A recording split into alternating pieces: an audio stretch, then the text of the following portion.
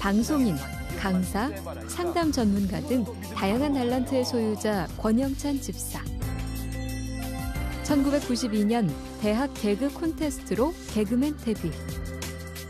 승승장구하던 시절 닥친 3번의 죽을 고비. 인공수정 끝에 얻은 아들까지 무엇 하나 쉽지 않았던 삶. 곤하고 슬픈 죄인에서 주 안의 평안과 기쁨을 얻은 권영찬 집사의 신앙 고백이 지금 시작됩니다.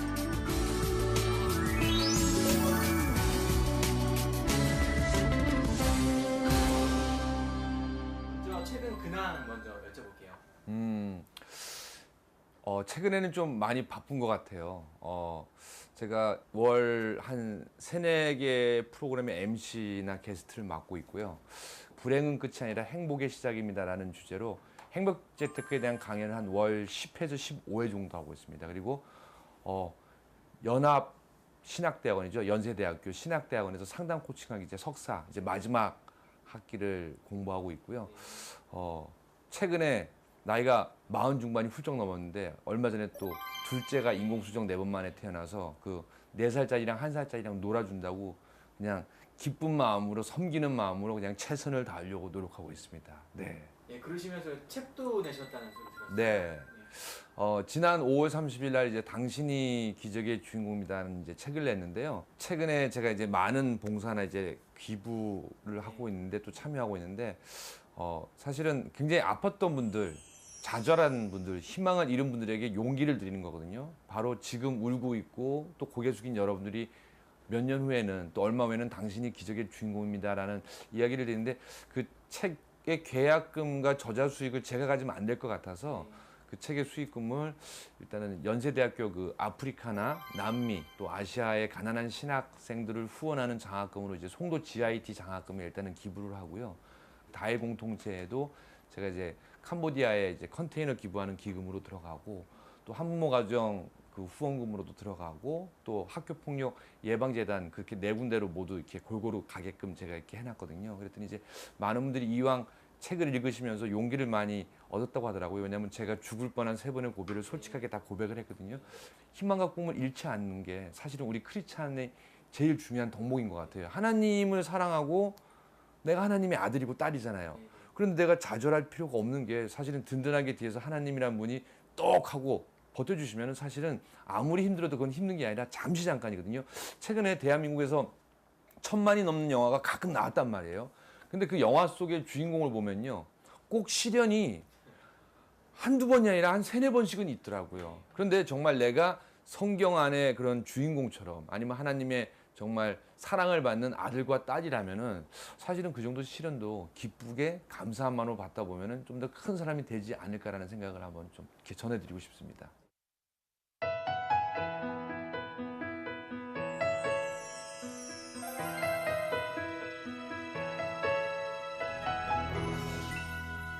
책 안에 어려움들을 이렇게 쓰셨다고 하셨어요. 네. 이게 어떤 어려움인지 좀 구체적으로 이렇게 좀 설명해 주세요. 정말 부러울 게 없었던 2005년 5월에 요셉과 같은 억울한 일을 당했는데 한 여성이 저와는 아무 상관없는 분인데 3시간 동안 제가 그분을 6번을 폭행했다라고 고소를 했는데 이해가 안 됐어요. 처음에는 왜 저 친구가 그렇게 했지라고 했는데 그게 먼저 언론에 터져서 그러니까 최근에 말하는 뭐 언론의 마녀사냥식으로 이렇게 경찰에서 그걸 좀 유도해서 재판이 진행되다 보니까 저는 아무 죄도 안 지었고 아무 행동도 안 했는데 어느 날 구속이 됐어요. 그때 많은 사람들이 저를 무시하고 버렸는데 그때 누구와 만나게 됐냐면 하나님과의 1대1 대면을 하게 된 계기가 되었거든요. 정말 2년 만에 무죄를 받고 근데 무죄를 받았는데 아무도 보지 않았어요. 그래도 감사하게도 큰 축복을 받았어요. 저희 권사님들, 장로님들, 집사님들이 기도를 많이 해줘서 2년 만에 또 공중파를 비롯한 4개 프로의 MC가 된 거예요. 그 전북의 한 영화 세트장에서 사다리를 타고 왼쪽 발을 아래로 있고 오른쪽 발을 이렇게 위에 놓고 그 좀 짝다리 자세로 시청자 여러분 새해 복 많이 받으세요. 이 한마디만 하면 끝났었거든요. 그게 3초였는데 시청자 여러분 새해 복 했는데 갑자기 사람이 사라진 거예요. 카메라에서. 근데 그 세트장이 와르르르르 무너지면서 공중에 저는 잠깐 한 0.1초 동안 붕 떠 있다가 뚝 떨어졌는데 왼쪽 뒤꿈치가 27조각이 났고 그 여파로 이제 3번 3번 척추뼈가 부러졌죠. 근데 6개월 동안에 병원에 온몸에 기부스를 하고 누워 있는데 하나님이 영찬아 이왕이면은 네가 물론 심하게 다쳤지만서도 네가 뇌진탕을 한다는 게 얼마나 큰 거니. 그리고 이 정도만 한 것도 얼마나 큰 감사이라는 그런 감사함이 들더라고요. 하나님 병원에 6개월 동안 있게 3, 4번 척추뼈 뒤꿈치 27조각 나게 해주셔서 감사합니다. 그 감사함이 생기더라고요. 근데 또 그 사이에 좀 더 힘들었던 거는 제가 재테크를 잘해요. 한 번은 기업 인수 합병회까지 제 친한 선배가 유명한 선배가 자리를 해서 같이 하게 됐어요. 근데 제 전 재산인 아파트 담보 대출까지 포함한 12억과 지인들의 18억을 포함했는데 6개월 만에 그 회사가 퇴출당했어요. 알고 봤더니 훌륭한 회사인데 명동 사채를 빌려서 그 회사 인수합병하는데 자금이 들어갔더라고요. 그래서 결국은 6개월 만에 퇴출당하면서 정말 힘들었어요. 그때는. 많은 사람들이 손가락질하고 그랬을 때도 참았는데 사실은 어찌 보면 저한테 경제적인 여유가 있었기 때문에 참았었던 것도 있었던 것 같아요. 그런데 그걸 다 뺏겨보니까 정말 사람들이 등을 돌리는데 무섭게 등을 돌리더라고요. 그리고 정말 돈이 중요하면서도 다 필요 없구나라는 거. 그러니까 왜 솔로몬이 그러잖아요. 헛되도다 얘기를 하는데 이 세상에 참 진실이 뭔지를 물론 돈 소중하죠. 근데 그게 있었다가 다 날려보니까 사람들이 등을 돌리는 거 보고 이게 진실이 아닌구나를 느꼈어요. 그래서 세 번째 하나님한테 감사함이 쫄딱 망하게 해주셔서 감사합니다. 근데 지금도 위험한 일이나 가끔은 천만한 일이 저한테 많이 생겨요. 그런데 그 세 번의 죽을 고비를 통해서 뭐냐, 이거는 두려워할 거 아니라 내가 이겨내고 극복하면은 좀 더 큰 그릇을 하나님이 만들어 준다는 그런 믿음의 철학이 생겼거든요. 그래서 제가 그 책과 오늘도 방송에서 말하고 싶은 거는, 또 전하고 싶은 내용은 뭐냐면요, 혹시 지금 여러분들이 힘든 순간이 있고 위기의 순간이 있다면은 좀 더 바보 같은 말일 수도 있는데 그거는 하나님의 축복을 받기 위한 전 과정이라고 생각하시면 좀 더 쉽게 이겨내지 않을까라는 생각을 해봅니다. 네. 사실 그런 상황 속에서 그렇게 감사함으로 얘기를 하시니까 네. 저도 하나님 원망했을 텐데 정말 큰 선물을 주신 것 같아요. 근데 때가 있는 것 같아요. 너무 힘들죠. 그러니까 지금도 제가 상담을 공부하고 전문 상담가가 된 이유 중에 하나가 뭐냐면은 벌써 10년이 지났는데도 트라우마가 심각해요. 그러니까 어떤 심각하냐면은 제가 아이를 안고 가다가 누군가 제 아이와 저를 누군가 때리고 도망가는 꿈을 꾸거든요. 근데 그게 뭐냐면 피해망상증이에요. 그리고 그때 대인기피증이 생겼는데 앰뷸런스 소리만 하는, 사이렌 소리만 들으면은 누군가 또 나를 억울하게 채워가겠지. 근데 지금도 제가 다리에 8개 핀이 박혀 있다 보니까 장마가 오거나 눈비가 올 때 되게 고통스러워요. 근데 반대로 사실은 요즘에 100억짜리 슈퍼컴퓨터도 날씨 못 맞출 때 있잖아요. 근데 제 다리는 정확하게 맞추거든요. 그래서 할머니 할아버지가 왜 아프신 분들이 야 빨래 걷어라라는 말을 이제야 또 알게 됐거든요. 지금 무슨 말이냐면요, 어떠한 일이 일어났는데 안 좋게 생각하면 계속해서 안 좋은 거예요. 그런데 야 이거 봐라, 성경 속에 누구 보니까, 요셉을 보니까, 야곱을 보니까, 사실 우리가 성령으로 이루어졌지만 우리가 희망을 보는 게 하나님에 대한 두려움과 또는 경외, 근데 또 그 안에는 사랑의 하나님도 있고 용서의 하나님도 있거든요. 이 방송을 보시는 분들 중에 매일매일 웃는 분만 있는 건 아니잖아요. 근데 그분들에게 제가 감히 말씀드리는데 정말 고난과 시련은요, 내 욕심에서 생겼지만서도 그 시련도 하나님은 달게 만드시는 하나님이시고 축복을 주시는 하나님을 믿으시고 하면은요, 웃을 수밖에 없다는 얘기죠. 네.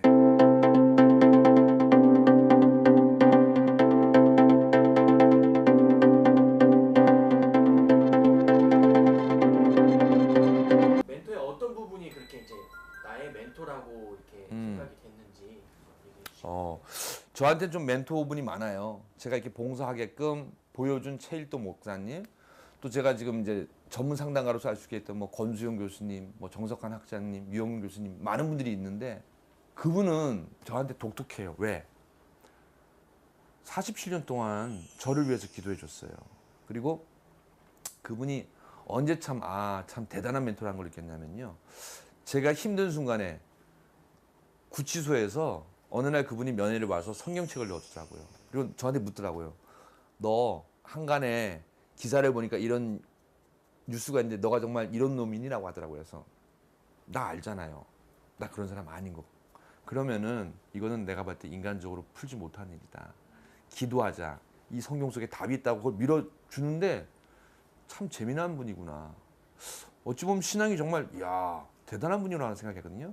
근데 어느 날 그분이랑 같이 새벽 기도에 들어가서 기도하는 걸 봤는데 안 나와요. 그래서 저 양반이 왜 안 나오지라고 했는데 들어가 봤어요. 했더니 그분이 울면서 기도를 저를 위해서 기도해 준 걸 봤어요. 근데 본인도 되게 힘들었던 거예요. 근데 저한테는 아 권영찬 너 엄마 잘할 수 있어 화이팅 하고 항상 웃었거든요. 그래서 내가 진정한 멘토라면은 나를 위해서 자신이 아프더라도 웃어줄 수 있는 사람, 그리고 그 아픔마저도 나한테 안 보이면서도 혼자 있을 때는 그 아픔을 하나님에게 간절하게 애절하게 기도하는구나. 그래서 저한테는 그 멘토가 인간적으로 보이면서도 47년 동안 저에게 살아있는 기도의 역사를 보여준 분이라서 많은 분 중에서도 특히 많은 분 중에서도 저는 그 멘토를 꼭 꼽고 싶어요. 네. 그러면 그렇게 은혜를 베풀어 주신 분이신데 네. 평소에 감사는 잘 전하세요? 감사하며 잘 못 전하는 것 같아요. 왜냐면은 남들한테는 제가 사랑합니다 강연장에서 네네. 행복하세요 그리고 큰 절도 해요. 근데 저희가 삼형제 중에 막내이기 때문에 저는 왠지 또 저희 아버님 어머님이 두 분 다 경상도거든요. 근데 그런 가정에서 있다 보니까 감사하다 고맙다 참 그게 말이 안 나와요. 그분한테는. 대신 이제 가끔 뭐 성의 표시하고 의사 표시하려고 하는데 자주 못한 것 같아요. 네. 네. 크리스천들에게 멘토가 이렇게 필요하다고 생각하세요? 저는 꼭 필요하다고 생각해요. 신앙적인 멘토는 자동차 엔진 오일과 똑같다고 생각해요. 분명히 티는 안 나지만서도 그 자동차의 핵심 부품이거든요. 그게 없으면 차가 멈출 수도 있고 망가질 수도 있는데 내가 어떠한 길을 갈 때 나만의 고집이 있잖아요. 또 나만의 하나님 우상이 있잖아요. 만약에 없으면은 그 사람의 인생이 흔들릴 수도 있기 때문에 그 멘토가 어떻게 하냐에 따라서 그 사람의 신앙의 방향이 제대로 가는 이 방향으로 가느냐 아니면 잘못돼서 이렇게 갈 수도 있는 거거든요. 즉 어떠한 분이 잘못된 멘토를 만나면은요. 그러니까 뭐 또 다른 이상한 집단, 사이비 집단으로 빠질 수 있는 거고 그런 거죠. 그래서 저는 신앙적인 멘토를 누구를 만나냐에 따라서 그 사람의 인생이 바뀔 수도 있다는 생각을 하기 때문에 아주 중요하다고 생각합니다. 네, 지금 이제 저한테 신앙적인 멘토 그분을 만나러 갈 건데요. 아마 여러분들 만나면은 아마 괜찮다라는 생각이 들 겁니다. 지금 그분 만나러 가겠습니다.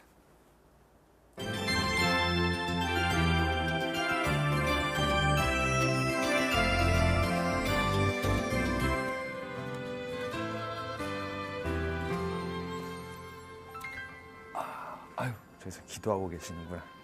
권사님 안녕하세요. 아유, 안녕하세요. 네, 네. 누군지 소개 좀 부탁드릴게요. 이분이 바로 저희 멘토이신 우리 김신자 권사님이십니다. 안녕하세요. 안녕하세요. 개그맨 권영찬 집사의 멘토 김신자 권사.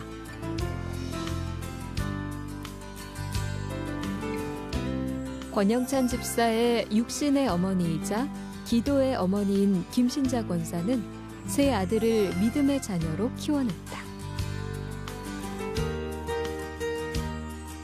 하나님의 딸임이 최고의 축복인 줄 아는 신실한 믿음의 소유자. 세상 어떤 고난도 믿음으로 이겨내는 김신자 권사의 신앙 고백이 이어집니다. 아드님이 멘토로 뽑으셨어요. 기분이 어떠세요? 기분이요? 정말 제가 아무것도 모르는데요. 어깨가 무겁습니다. 그래서 이제 앞으로는 더 영찬이를 위해서 열심히 기도하고 노력하면서 노력하겠습니다. 지금도 원래 다른 방송은 많이 하셨는데 CBS다 보니까 본인이 굉장히 막 부담을 가면서요. 난 목사님처럼 잘해야 되는데 그러지 말고 편안하게 하시면 됩니다. 그냥 평상시에 나한테 가르침을 줬던 것처럼 편안하게 하세요. 네. 이 곳이 좀 의미가 있는 곳이라고 들었어요. 이게 어떤 곳인지 설명 좀 부탁드릴게요. 예, 제가 이제 영찬이 오산에 살면서 이제 영찬이 집에 와야 되거든요.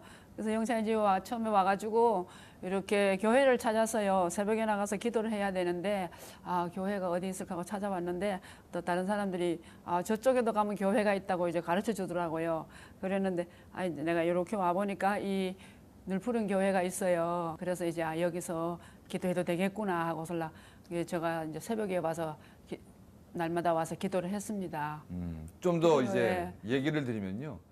제가 그때 2005년 재판을 겪으면서 저한테 새벽 기도를 나가자라고 했는데 당시에 제가 불면증에 시달려서 한 새벽 2시, 3시, 4시 돼야지 겨우겨우 잠들었어요. 근데 보통 새벽 기도가 5시부터 시작이잖아요. 근데 도저히 일어나질 못했어요. 근데 매번 약속을 어겨서 너무나 미안하고 죄송스러운 마음이 있는데 왜냐면 그때 엄마 부탁이 새벽 기도 나가서 기도하자는 거였거든요. 근데 새벽 기도를 나가려고 딱 눈을 떴는데 엄마가 없어요. 시간은 보니까 이미 6시를 넘었더라고요. 근데 집에서 기다리더라고 안 와서 너무 미안한 마음에 그냥 집 앞에 교회니까 마중이라도 나가자 해서 교회 앞에서 서성거리고 있었는데 그때는 이런 모습이 아니었어요. 그때는 성전 건축하고 있어서 공토에 이렇게 천막을 친 천막교회였거든요.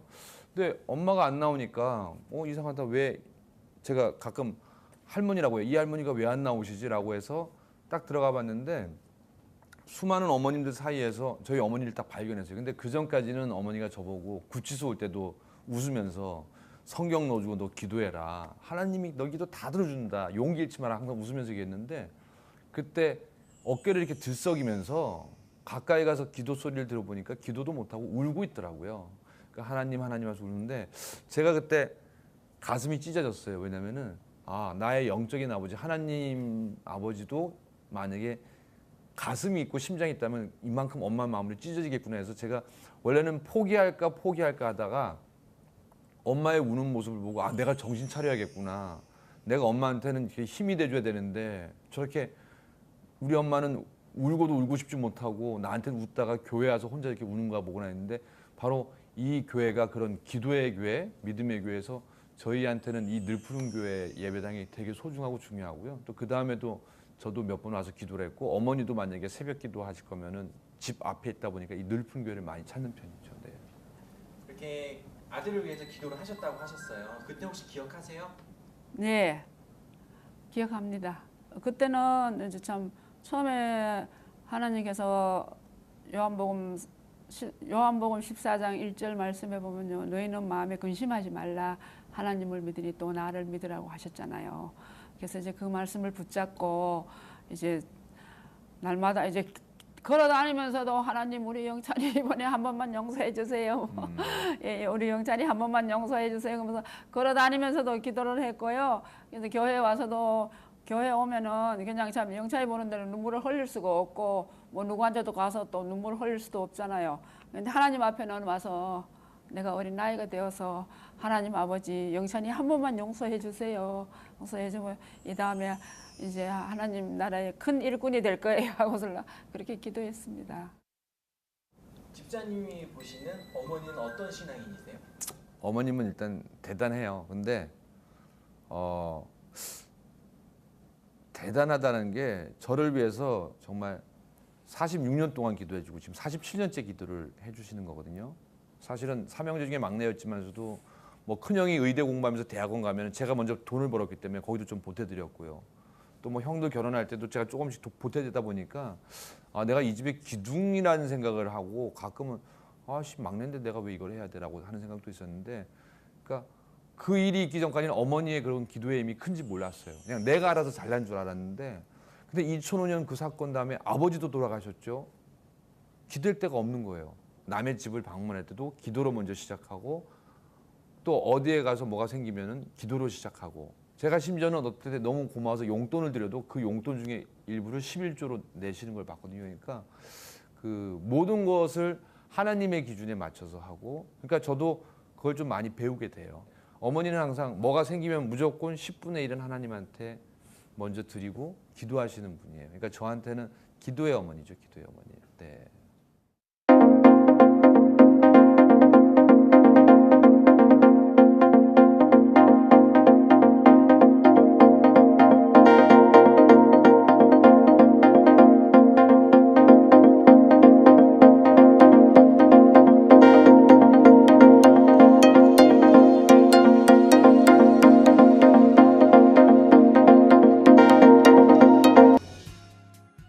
어머니는 신앙생활 언제부터 시작하셨어요? 예. 저는요, 저희 어머님, 아버님 다 교회 다니시고 좀 모태 신앙이거든요. 저는 교회는 이제 저 시골 교회예요. 우리 교회가 이제 100년 역사예요. 100년 역사를 가진 교회에서요. 자랐고요.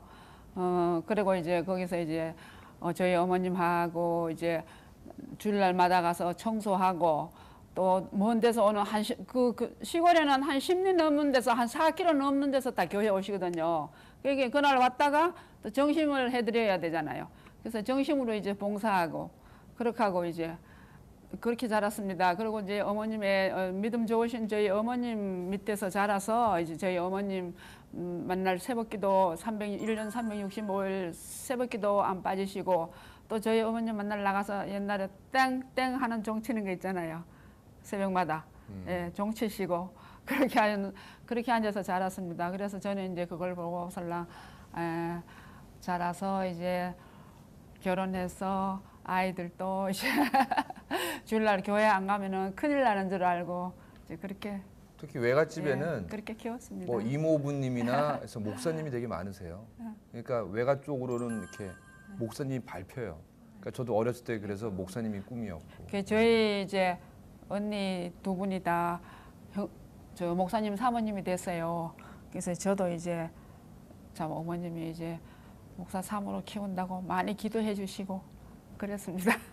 그래서 이제 가끔은 제 아내 보고도 나를 위해서 기도는 안 해줬는데 네가 앞으로 도연이 우연이를 위해서는 기도해준 엄마가 됐으면 좋겠다라고 하고 이제 제가 대신 이제 그 역할을 맡고 제가 기도하는 것도 사실은 엄마한테 물려받은 유산 중에 하나인 거죠. 네. 요즘에는 아드님을 위해서 어떤 기도 제목을 놓고 기도하세요? 요즘에는 영찬이를 그저 영찬이가 또 열심히 교회 가서 이렇게 보면은 참 열심히 나가요. 그래서 이제 소망교회 같은 데서 그래도 성가대도 하고 그리고 이제 제가 이제 이렇게 따라가 보니까네 살짝 봤더니 영찬이가 그리고 현금을 하는데 현금을 많이 하더라고요. 그래서 많이 해서 또 영찬이가 믿음이 많이 자랐구나. 그래서 하나님 앞에 하나님 영찬이를 하나님의 뜻대로 사용하여 주소서 하고 기도하고 있습니다. 예. 인공수정을 통해서 첫째, 둘째를 낳았잖아요. 그러니까 아들을 키우면서 제 마음대로 안 되더라고요. 근데 어렸을 적에 엄마가 저한테 항상 했던 얘기가 있거든요. 너 나중에 결혼해서 장가가서 너 같은 놈 똑같은 놈 나오면은 너 후회할 거라고 했는데 그게 기억에 남아요. 왜냐면은 저희 아들이 저처럼 똑같이 말 안 듣고 그렇거든요. 그럼 제가 그러죠. 너 나중에 결혼해서 똑같이. 근데 저는 뭐가 있냐면은 아이한테 다른 모습보다도 제가 교회 가서 찬양하는 모습. 아까 그리고 한부모 가정 갈 때도 그런 교회에서 하는 행사할 때도 아내와 아이를 안고 가거든요. 근데 아이가 보고 3살, 4살인데도 불구하고 마이크를 갖고 놀아요. 그리고 그 찬양하는 걸 막 따라해요.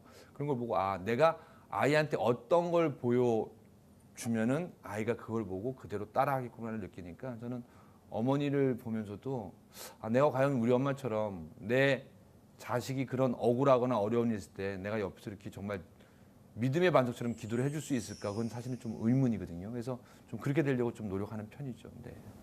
그럼 반대로 집사님은 권사님을 위해 어떤 기도 제목을 놓고 기도해요? 저는 항상 기도를 할 때 저희 어머니가 섭섭할 수도 있어요. 근데 뭐냐면은 사실은 죽고 사는 게 내가 건강하게 운동한다고 되는 게 아니라 때가 되면 하나님이 부르시더라고요. 근데 저는 이왕이면 그래요. 하나님, 이왕이면 저희 어머니 저로 인해서 너무 마음고생을 많이 했으니까 이왕이면 아버지 목까지 좀 오래오래 살게 해주십시오. 어머니가 정말 건강하게, 대신 제가 저희 어머니 보고 너무 오래 살면 안 돼. 그거 못 쓰는 거야 라고 하고 내가 120살까지만 살아 농담으로 그러거든요. 그러니까 어머님이 좀 우리 곁에 오래오래 사시면서 제 아들한테도, 그러니까 손자가 되겠죠. 손자한테도 기도해주는 어머니 역할을 좀 할머니를 보여줬으면 좋겠어요. 그리고 돌아가시기 그 전까지 교회에서 정말 열심히 봉사하다가 하나님 곁에 가면은 좀 행복하지 않을까 해서 저는 최근에 그런 기도를 많이 드리고 있습니다. 네.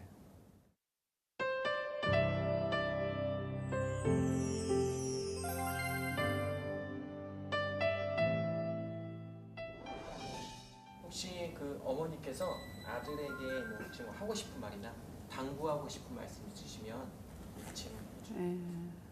그래서 잠언 16장 3절에 보면은요, 너희 모든 일을 여호와께 맡기라. 그러하면 여호와 하나님께서 너희 경영을 이루어 주시리라고 말씀하셨거든요.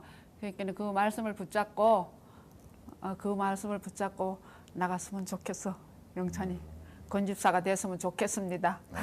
저는 저희 어머니가 이제는 좀 편안한 마음으로 이왕이면은 천국 가시기 전에 세상 구경 좀 많이 하고 어머님 그래요. 제가 같이 여행 가자고 하면 안 가요. 왜냐면 아들 돈 들어간다고 해서 그래서 그런 거 신경 쓰지 말고 지금 열심히 벌고 봉사도 많이 하는데 제가 엄마한테 가끔 이래요.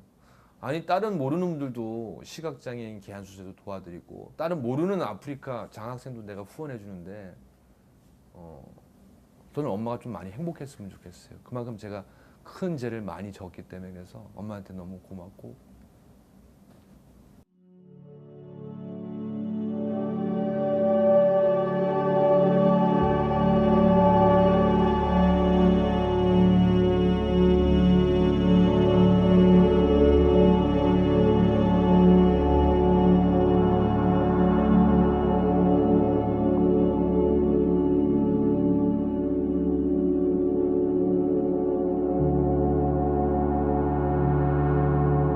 힘든 세상을 믿음으로 헤쳐나가기 바란다. 가끔은 그래요. 아버지 그때 제 재판 끝나고 아버지 산소에 갔었는데 여보 참 헛된 것 같아요. 그냥 우리 영찬이 하나님 안에서 행복하게 살았으면 좋겠으라고 하는데 맞아요. 헛되고 것 같아요. 근데 그 헛됨 속에서도 하나님의 사랑을 어머니가 저한테 보여줬거든요. 그래서 참 엄마한테는 미안해요. 저도 엄마의 그런 걸 배워서 항상 웃으려고 노력해요. 많이 웃어요. 근데 가끔은 너무나 힘들 때 외로워서 울다가 하나님을 찾거든요. 근데 이제는 상담도 공부하고 전문 상담에서 아픈 사람들을 많이 봐요. 근데 너무나 힘들었던 걸 겪기 때문에 그 상대를 보면 이게 역전이라고 하거든요. 그 사람이 아픈 걸 막 나한테 봐요. 하나님한테 간절히 기도해요. 하나님 나는 3번 죽다 살아났으니까 제가 감당할 테니까 제발 저 사람 도와주세요라고 얘기하거든요. 근데 이제는 좀 어머니 마음 편하게 해주려고요. 그래서 사실은 나이가 있으신데도 불구하고 제 아내가 또 승무원이고 또 저도 일을 많이 하다 보니까 그러니까 저희 어머니가 보름 와서 애를 봐줘요. 근데 제가 그래요. 엄마한테 엄마 지금 75 가까이 되는데 이런 아들 없어. 뒤늦게 애 낳았고 엄마한테 대사를 자체했는데 저는 그게 반대로 엄마 너무 고마워. 그리고 미안하다라는 말인데 지금까지 못한 것 같아요. 오늘 이 시간을 통해서 너무 고마운 게 엄마한테 처음으로 미안하다는 말 한 것 같아요.